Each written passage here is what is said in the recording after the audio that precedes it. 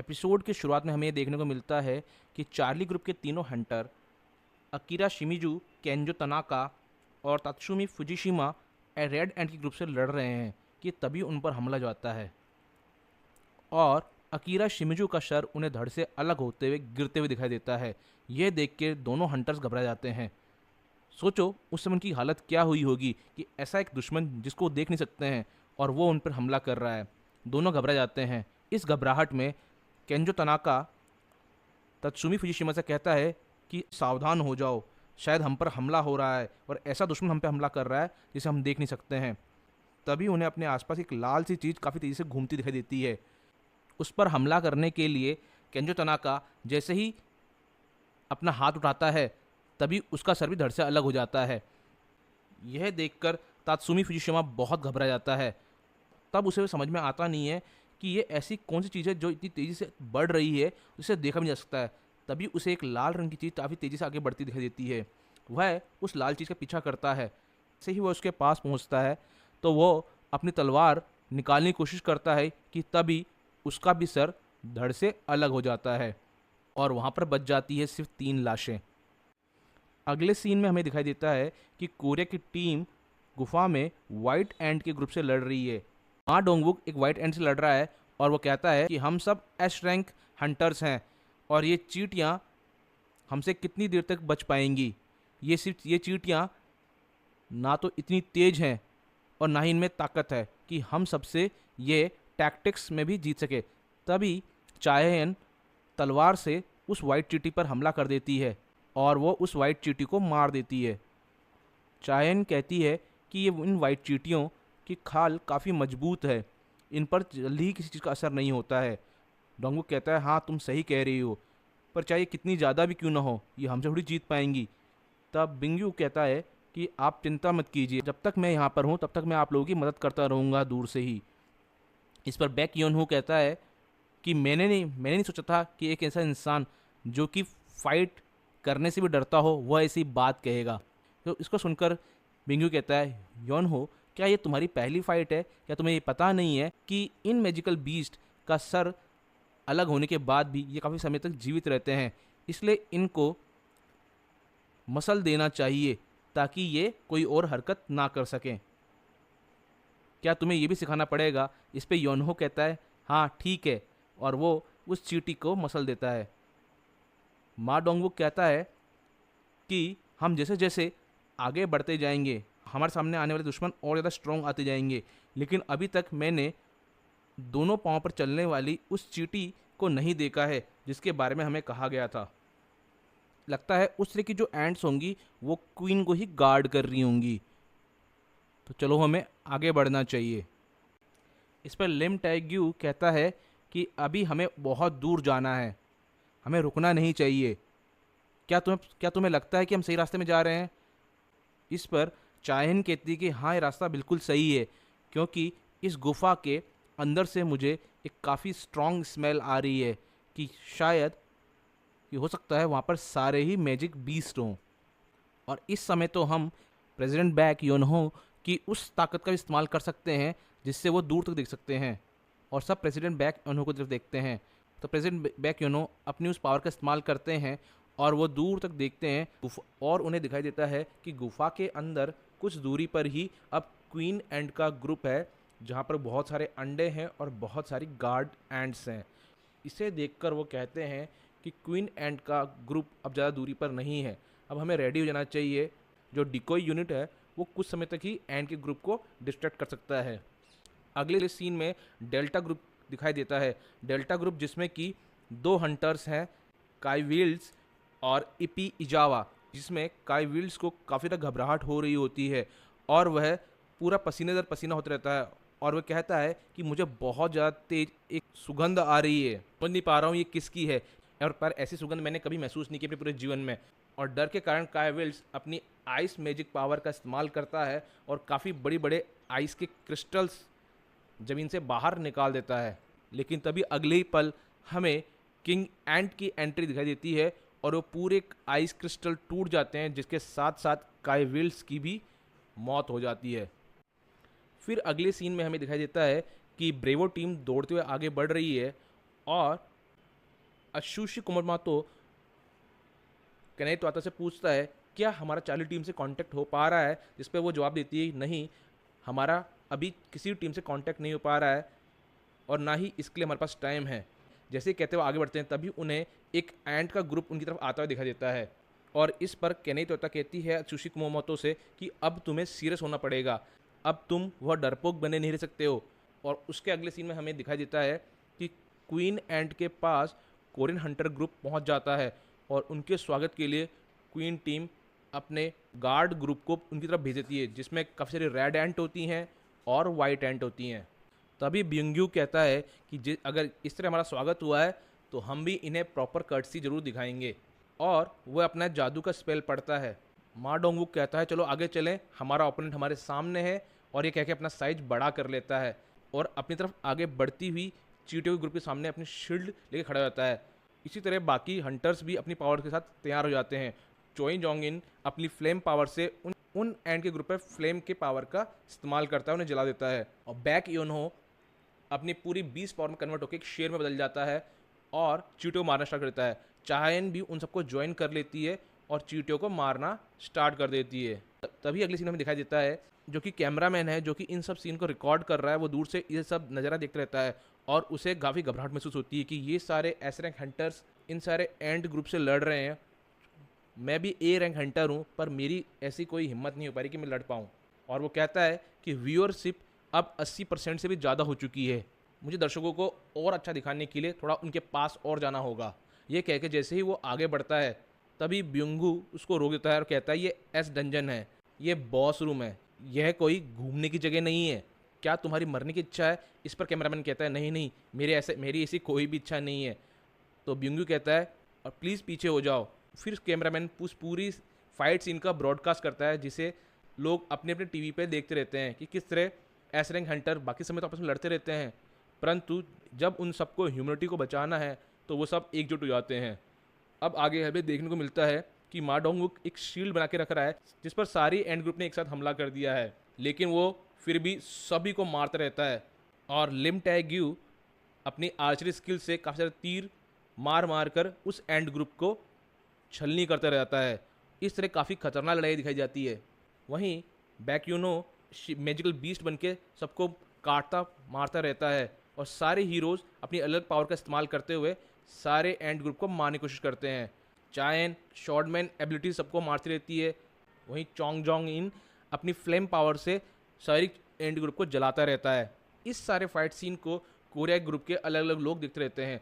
अगले सीन में हमें देखने को मिलता है कि इस कोरियन ग्रुप ने सारी गार्ड एंट्स को मार दिया है और अब मा डोंगवुक सीधे क्वीन एंट को मारने के लिए आगे बढ़ता है, लेकिन क्वीन एंट के पास काफ़ी ज़्यादा पावर होती है।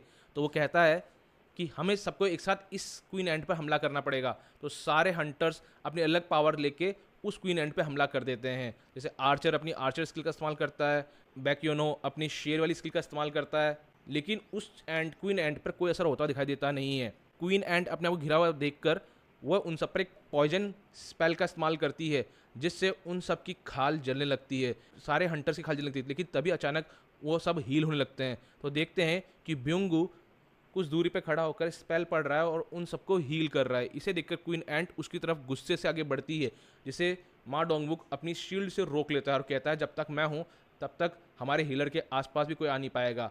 फिर सारे हंटर एकजुट होकर एक साथ उस क्वीन एंट पर हमला करते हैं, जिससे क्वीन एंट को काफ़ी ज़्यादा चोट लगती है और वो एक प्रकार से धराशाही सी हो जाती है। अगले सीन में हमें देखने को मिलता है कि क्वीन एंट एक काफ़ी तेज़ी से चिल्लाती है। सब सोचते हैं शायद क्वीन एंट मरने वाली है इसलिए वो चिल्ला रही है, और अगले ही पल सारे हंटर्स मिलकर उस क्वीन एंट को मार देते हैं। चायन अपनी शॉर्ट्समैन स्पिरिट एबिलिटी की हेल्प से क्वीन एंट के टुकड़े टुकड़े कर देती है, लेकिन इस सब को करते हुए काफ़ी ज़्यादा थक चुकी होती है।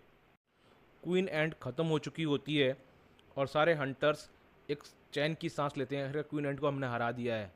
सारे लोग खुशी से झूम उठते हैं कि क्वीन एंट मारी जा चुकी है। बाकी सारे जो गार्ड हंटर्स हैं वो भी खुश हो जाते हैं कि चलो क्वीन एंट को हमने मार दिया है। तभी एक हंटर पूछता है तो ये सब क्या, ये सब कुछ खत्म हो चुका है? तो दूसरा हंटर कहता है हाँ, अब क्वीन एंट तो मर चुकी है, तो बाकी सारी जो बची हुई जो भी एंट्स हैं वो इसके बिना 1 साल के अंदर सारी मर जाएंगी और धीरे धीरे ये इलाका वापस इंसानों के पास आ जाएगा। तभी एक रेड सिग्नल का अलार्म बजने लगता है और दिखाई देता है जो फ्लाइंग एंट का ग्रुप है वो वापस गुफा की तरफ आ रहा है। इसे देख के वो समझ नहीं पाते हैं कि आखिर ये वापस क्यों आ रही है, अब तो क्वीन एंट भी मर चुकी है। चोई जोंग इन ने जो फ्लेम प्रोटेक्शन बनाया था गुफा के मुंह पर वो टूट जाता है और एंट उस गुफा के रास्ते से अंदर आने लगती हैं। तभी हमें एंट किंग बेरू की एंट्री दिखाई देती है। वो गुस्से में आगे बढ़ रहा होता है। सोचिए क्या सीन होगा जब आपको मारने वाले आपके सामने खड़े हैं और आप उनके बीच से होते हुए निकलते हैं। सबके मुंह से निकलता है एक ब्लैक एंट और सब उसकी मैजिकल पावर के सामने धराशायी होते हैं। चायन उल्टी करने लगती है और कहती है इसकी स्मेल बहुत ज़्यादा तेज है, ये है क्या, ये कोई ऑर्डिनरी मैजिक बीस्ट नहीं है। माँ डोंगू कहता है कि ये झिझकने का टाइम नहीं है, लेकिन जैसे आगे बढ़ने की कोशिश करता है तो वो एकदम एकदम बुत सा बना रह जाता है। तब देखते हैं तो जो एंट किंग है वो क्वीन एंट के पास जाता है और उसका मांस खाने लगता है। ये देख के सब एकदम घबरा से जाते हैं कि आखिर हो क्या रहा है ये। और अगले ही पल एंट किंग गुस्से से उनकी तरफ देखता है और सबसे पहले चाहन के पास जाके उसको अपने एक हाथ से मारता है जिससे वो काफ़ी दूर जाके गिरती है। उसके बाद वो माँ डोंगू के पास जाता है और माँ डोंगू अपनी शील्ड आगे करता है तो वो उसका पहले एक हाथ को तोड़ देता है, फिर उसके दूसरे हाथ को भी उखाड़ देता है और फिर वो आगे बढ़ता है। योनो इमेजी बीस के रूप में आगे बढ़ता है पर वो योनो को भी हरा देता है। द ब्लैक एंट किंग उसके सामने चोई जोंग इन आता है और वो चोई जोंग इन पे भी एक हाथ का वार करता है तो उसमें से खून की धार निकलने लगती है। लिम टे अपने आर्चर पावर का इस्तेमाल करता है, उसके मैजिकल एरोज को भी वो हाथ से पकड़ लेता है और उसे गेंद की तरह उठा के दूर फेंक देता है। फिर मा डोंगवुक अपनी शील्ड पावर से बड़ा बन जाता है और उसको बिंगयू अपनी हीलिंग पावर से हील करता रहता है। बिंगयू कहता है अगर मैं अपने आप को इनविजिबल करके कैमोफ्लेज बना लूँ और इसको हील करता रहूँ तो शायद मैं बच जाऊँ। तभी देखते हैं कि जो किंग एंट है वो मा डोंगवुक के पाँव को पकड़ता है और उसको किसी खिलौने की तरह इधर से उधर पटक पटक के उसको बहुत बुरी तरह डैमेज कर देता है। और वो बिंगयू को देख लेता है कि बिंगयू इनविजिबल है और बिंगयू देख के चौंक जाता है और जब वो बिंगयू समझ पाता तब तक वो अपना हाथ उसकी छाती से बाहर निकाल के उसको ख़त्म कर चुका होता है। बिंगयू डर के मारे बस इतना ही बोल पाता है, योनहो भागो प्लीज़ यहाँ से भागो। इतना बोलते ही किंग एंट उसका सर चबा जाता है और बाकी सारे हंटर्स सिर्फ पड़े पड़े देख रहे जाते हैं। गुस्से से योनो उसकी तरफ कूदता है लेकिन वो बिंगू की बॉडी को योनो की तरफ ही फेंक देता है और फुर्ती से आगे बढ़ते हुए योनो को गले से पकड़ लेता है। तभी किंग एंड बोलता है, योनो प्लीज़ भागो, तुम बच नहीं सकते हो, प्लीज़ भागो। योनो ये सुनकर बहुत ज़्यादा गुस्से से पागल हो जाता है कि तुमने मेरे दोस्त को खा लिया है और अब इंसानी भाषा में बोल भी रहे हो। वो कहता है कि तुम घटिया जानवर, मैं तुम्हें मार दूंगा। इस पर किंग एंट कहता है कि हमारी क्वीन मर चुकी है, तुम जैसे कमज़ोर लोगों के कारण सिर्फ कुछ कमज़ोर सैनिकों को मारने से कोई फ़र्क नहीं पड़ता है। तुम्हारा राजा कौन है? कौन है तुम्हारा राजा? कैमरामैन हंटर्स एंड किंग को देख के घबरा चुके होते हैं। वो समझ नहीं पाते कि इतने पावरफुल मैजिकल बीस्ट को हराएंगे कैसे। तभी एंड किंग को कुछ महसूस होता है कि कोई स्ट्रॉन्ग पर्सन अभी भी गुफा के बाहर है। ये कहते ही वो उसको योनहो को एक साइड फेंकता है और तेज़ी से गुफा के बाहर चले जाता है। योनहो सांस लेते कहता है कि बाहर बाहर तो शायद गोटो ryuji हो सकता है। तो कहता है अब हमारे पास सोचने का समय नहीं है, हमें जल्दी से जल्दी इस जगह से बाहर निकलना होगा, नहीं तो हम सब मार जाएंगे। दूसरी तरफ फ्लाइंग एंट का जो ग्रुप है वो काफ़ी तेज़ी से गुफा के अंदर घुसने की कोशिश करता रहता है। तभी हमें अल्फा ग्रुप के तीनों हंटर्स गोटो ryuji, मारी इशिदा और मिनोरू होशिना तीनों आगे बढ़ते हुए दिखाई देते हैं और हमें मारिशिडा कहती सुनाई देती है कि चार्ली ही नहीं डेल्टा ग्रुप से भी हमारा संबंध टूट चुका है, कोई भी हमसे कनेक्ट नहीं है। मुझे लगता नहीं कोई सिग्नल की प्रॉब्लम है, हो सकता है शायद कम्युनिकेटिव रेंज ना हो रही हो। ब्रेवो प्लीज़ रिस्पॉन्ड करो। इस पर ब्रेवो ग्रुप कहता है कि क्या तुम्हारा कांटेक्ट चार्ली और डेल्टा टीम से हो पा रहा है? हमारा भी उनसे कांटेक्ट टूट चुका है। गोटो ryuji कहता है कि तुम उन दोनों ग्रुप को चेक करते रहो, हम रास्ते में ही है। और ये कहकर तेज़ी से वो आगे बढ़ता रहता है। तभी गोटो ryuji को काई विल्ड्स के बड़े बड़े आइस क्रिस्टल दिखाई देते हैं और जैसे ही वो डेल्टा ग्रुप के पास पहुंचते हैं वहाँ पर उन्हें काई विल्ड्स का सर जिसका जबड़ा टूटा हुआ दिखाई देता है।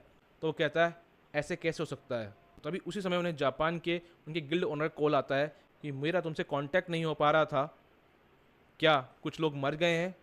हाँ, लेकिन क्या तुमने हमारे ग्रुप को ये नहीं कहा था कि तुम्हें सिर्फ म्यूटेड म्यूजिकल बीस्ट को मारना है और कोई भी नुकसान होने से पहले बचना है। इस पर गोटो ryuji कहता है कि ये सब बहुत कमज़ोर है। गिल्ड ऑनर कहता है हाँ मैं जानता हूँ तुम ऐसा ही कहोगे। और अगले सीन में दिखाई देता है कि जो सारी फ्लाइंग एंड का ग्रुप है वो सीधे गुफा बढ़ने के लिए आगे बढ़ता रहता है। गोटो ryuji कहता है कि इनकी स्ट्रेंथ बहुत ज़्यादा है, इनकी स्ट्रेंथ को देखते हुए लग रहा है कि मुझे कि हमारे बचने के चांस सिर्फ 0 ही हैं। इस पर गिल्ड मास्टर कहता है ठीक है, जापान की तरफ से बेस्ट अफोर्ड देते हुए भी हमें क्या मिला, हमारी पूरी फोर्स ही ख़त्म कर दी गई। अब हमारे पास कोई चांस नहीं है, अपनी पूरी टीम को वापस बुला लो और जो जेजू आइलैंड की जो सेकंड असॉल्ट टीम है उसके साथ आगे बढ़ो। हमारी कंट्री के एस रैंक हंटर की टीम बढ़ाने के लिए ज़रूरी है कि तुम सबको बचा रहना। जब सेकंड असॉल्ट टीम समुद्र में आएगी तब हम उनके साथ आगे बढ़ेंगे। तो इस पर गोटो ryuji कहता है हाँ हाँ ठीक है।